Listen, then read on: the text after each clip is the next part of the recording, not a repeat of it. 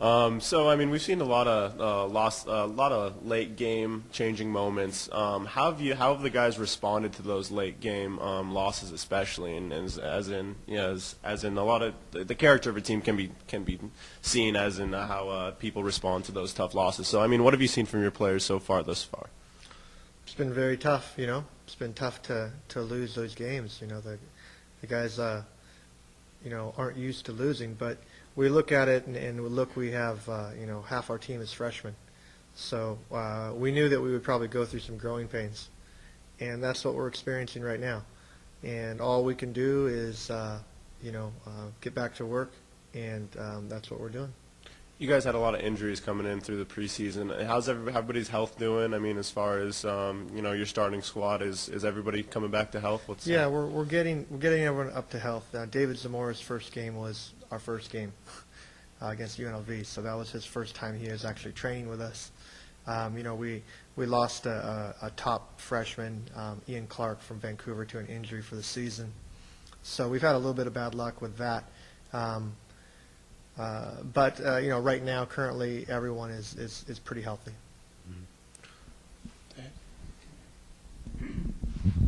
Hey, Coach, the lack of offense, I mean, how much of a concern is that now? A couple games, plus the exhibition game. How much of a concern right now? It's definitely a concern. We want to put goals up there. We're defending pretty well, but yeah, we've gone 3 games without scoring, and including the exhibition games. So we're not producing the shots that we want to produce, and it's going to be one of the focuses of training, throughout these next couple of weeks. We played a very good game in Creighton. We played a very competitive game against the number 2 team in the country, and it was 0-0 for 80 minutes, and had our chances to actually win the game. So that was a positive. But now we've got to kind of figure out again how to produce more shots. What do you think the team needs to do that they're not doing right now in order to maybe get more quality shots and hopefully some more goals? What do they need to do? I think we need to be better in the attacking half of the field and combining and possessing the ball, to create our chances. We had a couple of special players last year that could break a game open by themselves, and had incredible quickness or physical gifts that we don't have necessarily this year. So it's going to take probably a few more passes for us to get up the field, and we need to do a better job of that, of keeping the ball, and when we do, and also being aggressive.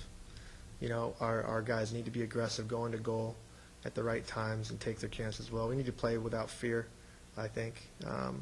Especially against all these tough teams, you've got to go for it, and we're going to try to emphasize that to the guys. Yeah, I mean, just two games in, obviously not like a must-win situation, but I mean, two tough games coming up against Pac-10 opponents. I mean, how important are these 2 games for you in terms of setting the tone for the rest of the season, here on out? They're all important. I mean, you could look down our schedule and go, these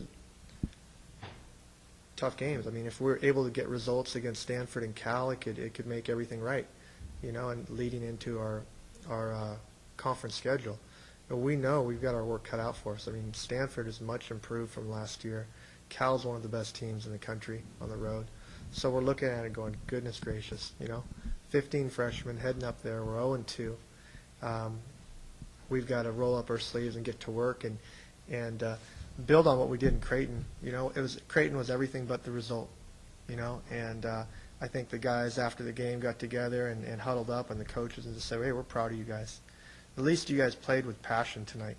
And if they play with passion, if they play with heart, then you can go to sleep at night and be proud of that. Hey, Paul, I see Patrick Sigler has 1 shot. I understand he's a defender, but when you look at 1 shot, what would you expect him? How many shots would you expect him to have, or hope for him to have? Well, he's, like you said, he's a central defender, so he's not going to get shots really in the run of play.